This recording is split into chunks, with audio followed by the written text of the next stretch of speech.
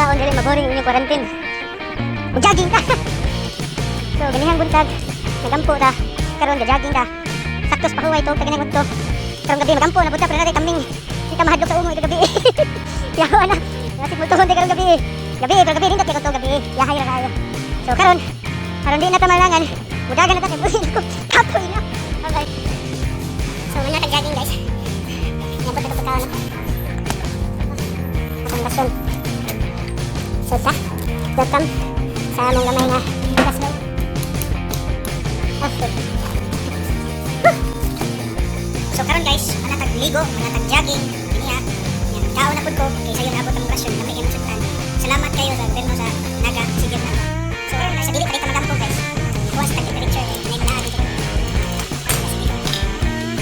Atag temperature para ta temperature to guys. Ini ka magtutot, milo ni siya. Ibutang sa ilo.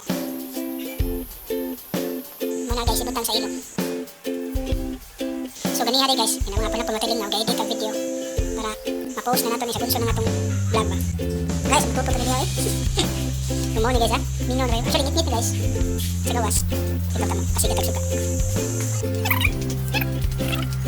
Tara, itingog na. So tanawa na to, ang temperature.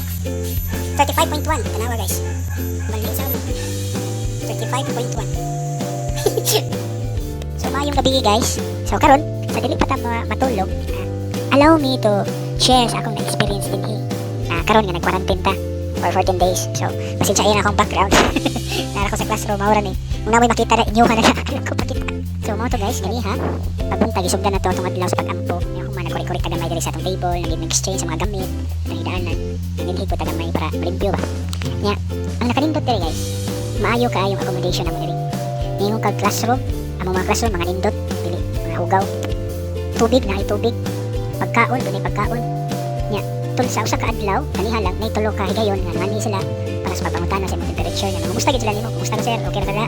Ano ba? So, maayo kayo lang pagtratar namo guys ba. Walay discrimination gani. Despite nga ma-consider me as PUM, wala mi lagi discriminate. Mas mo-discriminate pa imong silingan kisa. So, salamat jud kayo sa atong gobyerno, especially sa atong mga frontliners nga wala gyud kahadlok pag ako accommodate namo. So guys, mao na guys. Kay gabi naman so kinahanglan tong pahuway. See you ugma. Kita ta ugma.